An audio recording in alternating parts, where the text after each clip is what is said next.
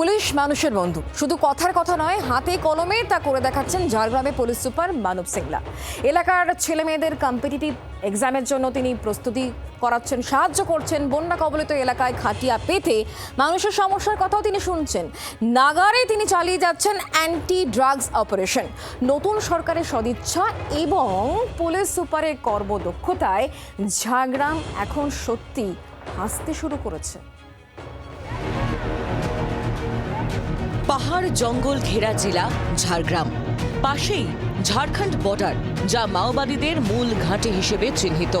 কেন্দ্রীয় গোয়েন্দাদের ইনপুট, মাওবাদীদের একটা টিম এখনো ঘুরে বেড়াচ্ছে এই সীমান্ত এলাকায়। কেন্দ্রীয়ভাবে তা দমনের প্রক্রিয়া যেমন চলছে, তেমনই সতর্ক রয়েছেন ঝাড়গ্রামবাসীও। কারণ পুলিশ তাদের বোঝাতে পেরেছে যে বিচ্ছিন্নতাবাদীদের আশ্রয় দেওয়া অনুচিত। কাজটা এতটাও সহজ ছিল না। এর নেপথ্যে কারিগর ঝাড়গ্রামের পুলিশ সুপার মানব সিংলা। 2025-এর নভেম্বরে ঝাড়গ্রামের পুলিশ সুপার হিসেবে যোগ দেন আইপিএস মানব সিংলা। শুরু থেকেই তিনি বোঝার চেষ্টা করেন এই জেলার সমস্যা ঠিক কোথায় এবং পুলিশ ঠিক কিভাবে তার নিয়ন্ত্রণ করতে পারে। শুরুতেই তিনি নজর দেন শিক্ষায়। একটা আমরা ইনিশিয়েটিভ আগেই চলতো লক্ষ্যভেদ করে, তো ওটা আমরা আবার কন্টিনিউ করেছি বিকজ ওটাতে রেসপন্স ভালো ছিল। ওটা বেসিক্যালি ক্যারিয়ার গাইডেন্স প্রোগ্রাম আছে। তো দিশা কোচিং সেন্টার বেসিক্যালি যে লোকজন মানে বাচ্চাগুলো আছে ওনাদেরকে টিউশন করানোর জন্য। তো ওখানে বাচ্চাগুলো এসে ওখানে ফ্রিতে পড়তে পারে। স্কুলে তো করছেও, বাট বাড়িতে এসে মানে ওনাদের মা বাবা আর কেউ ফ্যামিলি মেম্বার্স ওনাদের পড়াশোনাতে হেল্প করতে পারেন। তো ওখানে আমরা একটা সাহায্যের হাত বাড়িয়ে দিয়েছি।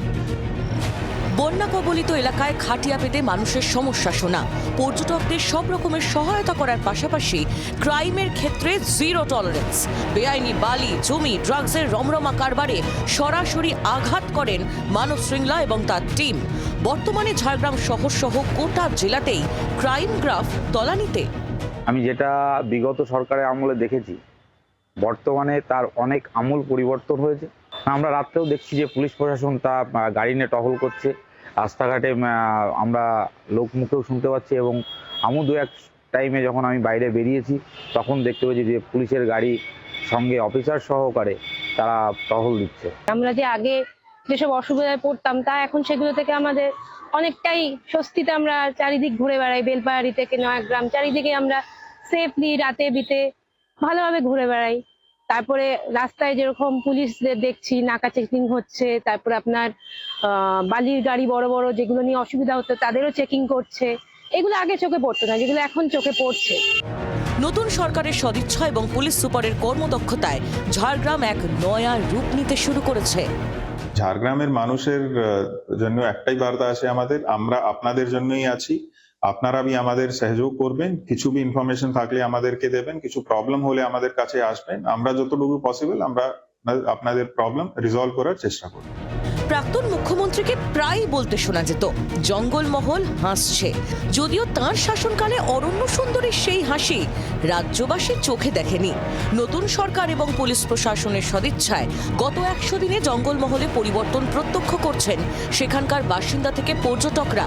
সরকার এবং তাদের মধ্যে সেতু হয়ে উঠেছেন মানব সিংলা। ঝাড়গ্রাম থেকে সৌরভ চৌধুরীর রিপোর্ট, জি24 ঘন্টা। বাংলার আওয়াজ, বাঙালির আবেগ, জি24 ঘন্টা।